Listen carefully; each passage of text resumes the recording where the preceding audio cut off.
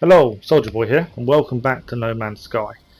By the looks of things, people seem to be enjoying the videos, which is nice to see. If you want to see more, subscribe. They'll be out every Saturday night at 6 o'clock. Currently, I'm trying to do one a week. And today we're looking at the Ehrapian Tau planet in the Olunitog System. So I hope you enjoy.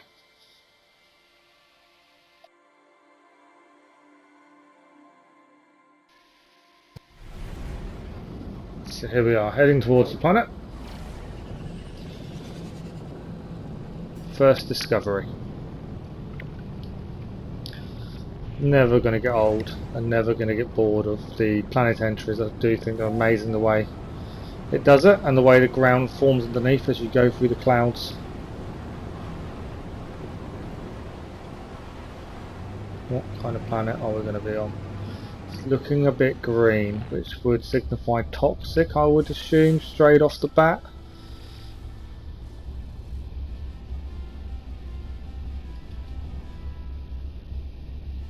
Condensed carbon just down there. Just got to find the right place to land.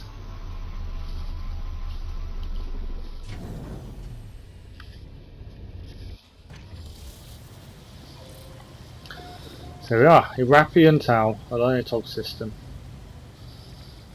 And we'll have a closer in-depth look at the planet itself and the planet data. So Ehrapian Tau, it's a passing toxic front is the weather. Sentinels are intermittent, flora is rich, fauna is typical. The resources fungal mould, sodium, ammonia and copper. So the ammonia will be good, that'll help with our hazard protection at least. Sentinels intermittent, not too worried about those. And weather passing toxic fronts, that tells me that we could be in for some storms at times. That's something to watch out for. 9 different types of animals, and then we'll see them throughout this video.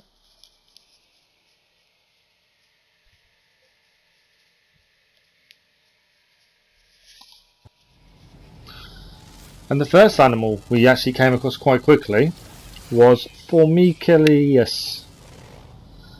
Something along them lines anyway. And we saw it again later on. Ground dwelling animal.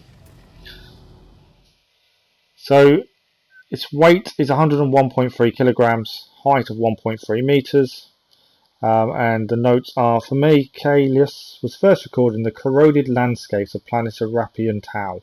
Social animals, they show great care in tending to their young and their sick.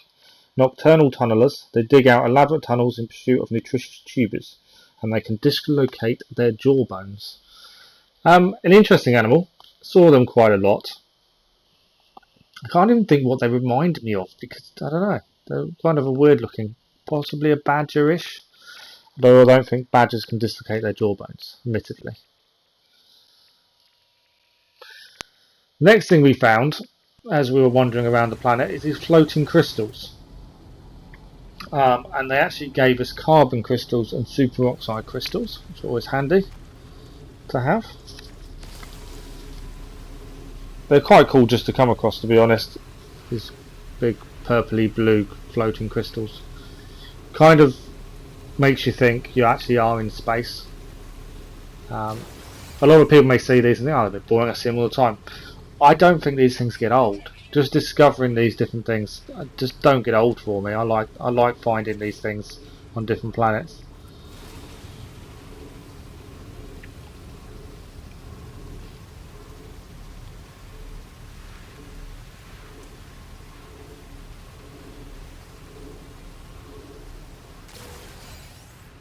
And then wandering around behind the crystals, we actually found another animal. It was close by. You may have caught a glimpse of it. You'll definitely now. There we go. Roboroidis. My pronunciation again may be completely off, but I've called it Roboroidis. And we saw it later on in a caravan-like group, following one by one. Reminded me similar to camels, following in a line, wandering around. Now this is a weird looking creature. A little bit skittish, Didn't like me being there. So Rob ruled this. It's 107.8 kilograms, 1.5 meters. Highly adapted to ferocious toxicity of its home planet Ehrapian Tau. Gregarious, wide-roaming creatures, they are occasionally found alone, but such animals are unhappy, lost on their herd. Their finely tuned sense of smell draws them to the most beautiful, richly scented flowers, which they then consume whole. And it digs underground nests. And like I say, weird face. Just looks a little bit odd in the face, like a bug in the face. They dig underground caves. Quite cool to see though, especially in the caravan-like state. And then we came across what I'm calling a crocegay. I'm getting better at these pronunciations, I'm pretty sure. Fox type animal, you could say, with antlers. And then another one without antlers this time, but with proper ears. So a bit weird. They come in two different forms. I'd assume different genders from what I could find out. The example we've got is the one with antlers. They're 99.2 kilograms, 1.7 meters in height. Recorded in the poisonous rain and toxic air of planet Ehrapian Tau. Scans reveal small neural clusters growing all over their nervous system, creating a highly complex distributed brain network. Gut analysis reveals a varied but exclusively vegetarian diet, and the additional observations of varied phenotype. I will say, this was the kind of animal I kind of expected to be a predator, and I've yet to discover a predator up to this point. All seem to be vegetarians, which is quite cool, especially when you look at the next animal that we found on our journey. So straight away I did think predator, just on the looks of it. I love the green glow underneath the belly. And this is Insecvapudius. Insecvapudius. That's what I'm calling it. Lovely looking creature. And it is 138.2 kilograms, 3 meters in height. And it was first recorded on the boiling acid planet Ehrapian Tau. Jerky and unbalanced in its movements, its unusual brain chemistry leaves it prone to sudden outbursts of aggression. Omnivorous and thieving, they eat whatever they find, wherever they find it. Frequently, this means consuming the hard-worn stores of other animals. And additional observations, untamable. I did think it didn't come up with a feed icon. I didn't realise I wouldn't be able to ride it. I didn't try, admittedly, but I didn't realise that would be an issue actually. And then we came across something else very similar to Insecvapudius. We come across the Hotisisse. I hope you're all having a laugh at my pronunciations, I tell you. The difference between this and the picture we're going to see is this one, you'll notice, has kind of scales on the back. Whereas the picture actually has a fin. Again, two different genders. There we go. These are 109.5 kilograms, 1.3 meters, smaller than the one before. First recorded on the boiling acid planet Ehrapian Tau.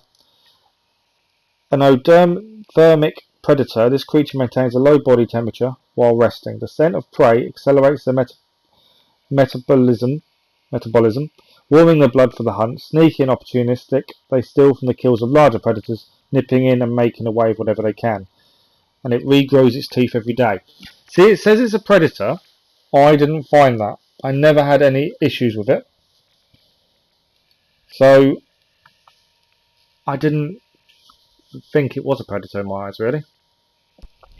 Now this next view, I slowed this right down because this was incredible. I personally felt we're flying through the air, and we're actually flying through, and this is going to be a funny old name, a Whitaxinonium. Yeah, me too. But I just think they're cool. Flying fish would be my first thought, personally. The 150.9 kilograms, 3.6 meters in height. I'm assuming that means length. First recorded on the boiling acid planet Ehrapian Tau. Inexhaustible, their wings never stop flapping. The flight around the planet is never ending. The hunger is only sated by the clunky, fleshy roots of the Mordine mordite plant, and they form colonies. Yeah. Show me where the wings are would be my first thought. I can't really see them. Unless them little gill things by the neck and the face, maybe. But yeah, I didn't really see wings. But there were two types like this. There was this one, and then there was the winged cecii, which we'll see next. Winged cecii, 174.7 kilograms, 3.5 meters in height, length. Recording the poisonous rain and toxic air of planet Ehrapian Tau, their eyes have evolved to scan the horizon, able to pick out movement in vast distances.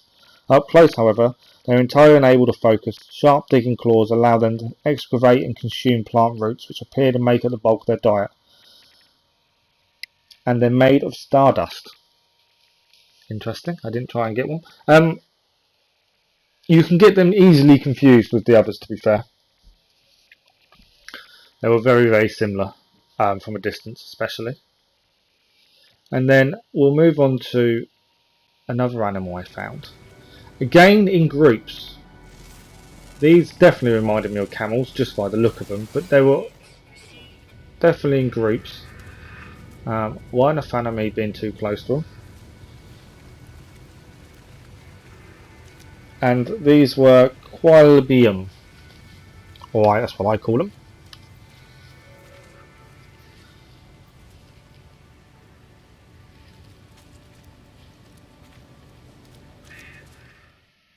And these are 85.4 kilograms, 1.1 meters in height. They were first recorded in the corroded landscapes of planet Ehrapian Tau. Calm and methodical creatures, definitely not calm. They graze the planet with an air of gentle, unflustered serenity.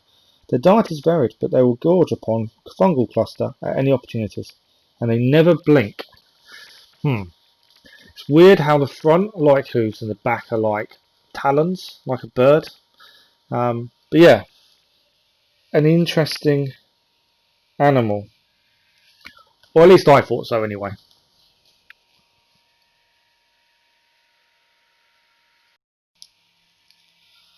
Next we're going to look at some of the landmarks we found, and the first one we came across was the Kokonsek Vame landmark.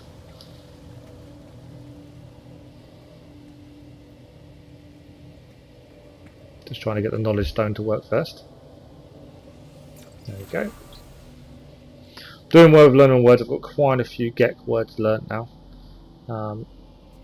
Still can't understand a full sentence just yet, but I'm assuming at some point I'll get there. Quite a big landmark.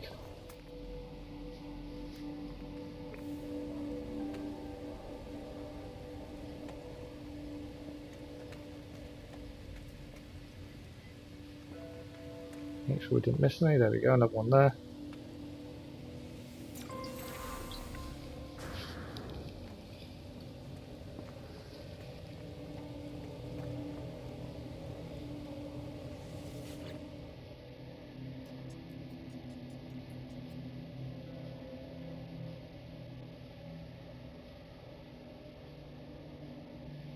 Swings open to the body encased in ice.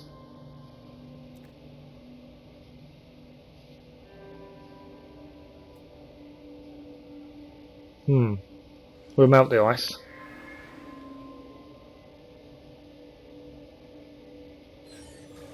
We obviously got that wrong, badly wrong. But then we found another one. This is Visitation of Regatius.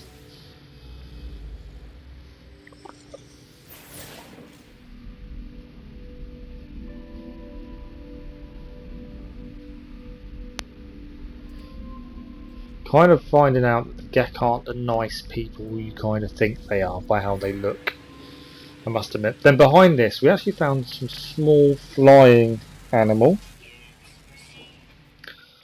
and it is the Crabuemi, well that's what I call it.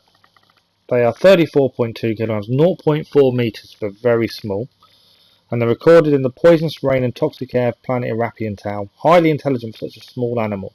They appear to be entirely aware of their physical limitations. They feast upon fungal cluster and will travel vast distances to find it. They have night vision. Very, very small, tiny. The picture definitely doesn't do it justice. But they are tiny.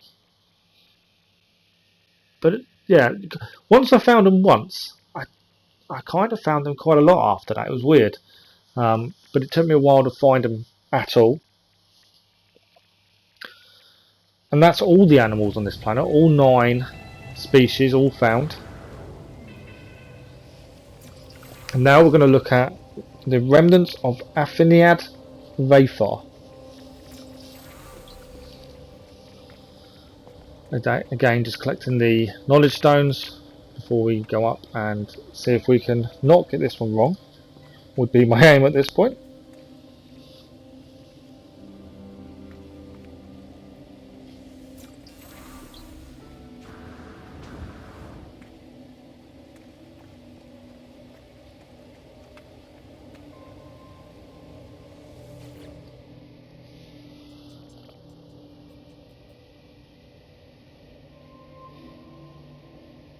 Claw grabs me, holds me tight.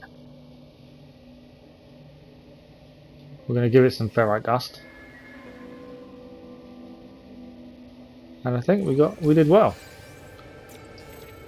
There we go. We actually did well. So as you probably saw earlier, in the corner, we came across several different things, along with curious deposits, round balls we've seen before.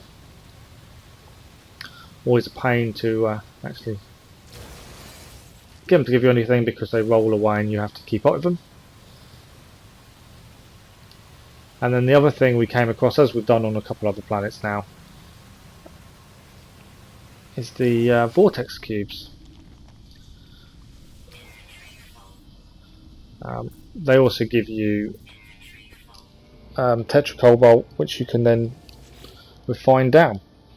So we started hitting a few observatories. This one was Stargazers of Cogest. I got the code correct, which is 0978.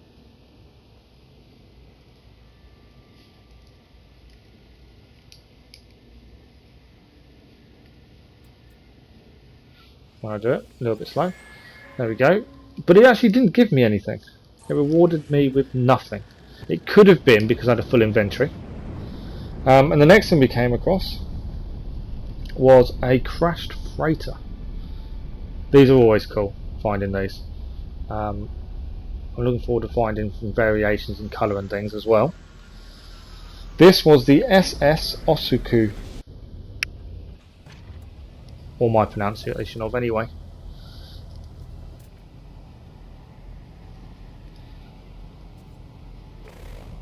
Let's go and find out what it has in store for us.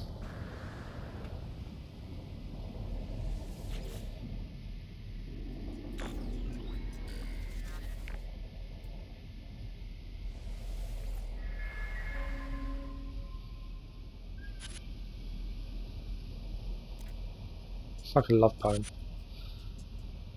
Well, maybe not.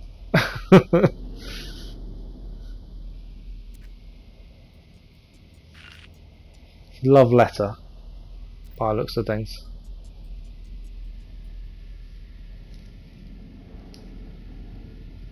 Ish. They fear they're not coming home.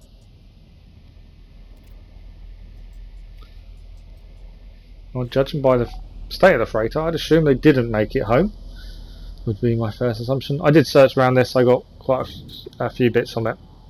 I didn't run away scared when they leaked out this time, I'll tell you that now. We also found a drop pod or two, which are always helpful and useful. And then we also came across an ancient ruin. And this time I wasn't going to be silly enough to try and take the balls and have another fight with the sentinels at this point. I was quite happy. So this gave us a bundle of radioactive mould, which is approximately 353 years old. It's worth 218,571 units. And from the obvious caretaker in delicately packing away this sample, one is forced to presume that the huge number of insect corpses surrounding it were not present at the moment of burial. So not the most expensive thing you can find, I like the fact it's radioactive, as I'm on a toxic planet. I did like that. Very good little point. And then we come across a strange Gek. His name was Exporter U-List. He was just wandering around. So I thought we'd have a quick chat. Didn't seem to be fussed by the toxicity on the planet.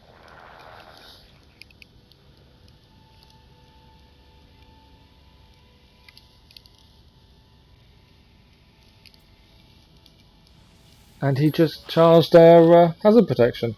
We wandered around for a little bit, found a few little bits around, and then when we came back he was just sat there. He was just feeling quite comfortable, out in the wild, quite happy, content, not worried.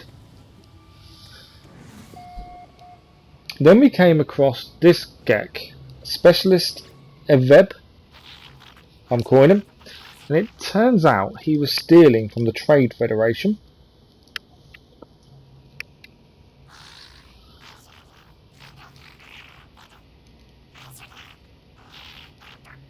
If I can understand all his words, it would probably help. But yeah, it turns out he was actually stealing, taking a bit off the top. We actually reported him. Couldn't really decide what to do, but we reported him. He obviously wasn't happy with us. But for that, our Gek standing went up. And then we'll look at the actual stargazers of Udare Gimo in a second. As this is another observatory.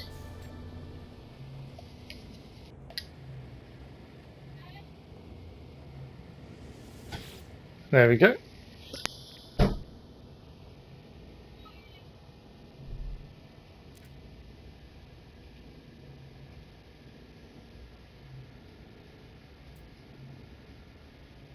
And again we got the code right, 9210. And again it gave us nothing. Again we were full. So it could be that I had no space. So the weapons we only found two. We found the atmosphere capacitor, 1,680,000 units, C-class, 18 slot. Its damage was less than ours, its scan radius was better. And then we also came across the second one, which was, once we get that, an imperfect M-field beam. The small one here. It's an A-class, 3,400,000. 24 slots. Now that's cool. Very expensive and definitely out of my price range at this point, but a nice looking weapon. And then I always wanted a base in a freighter, base in a crater, so I made one. Very simple base. A lot of the bases you've probably seen so far are quite simple. The aim will be to make more bigger, more expansive bases later on. I can always go back. Every base will have a teleporter, and there's a plan to have a base on every planet, and that way I can go back and I can add and change bits. So there's nothing inside other than teleporter at this point. But thank you for watching this video on Ehrapian Tau. I hope you enjoyed everything we've done, and we'll see you next Saturday. Thanks for watching. Bye bye.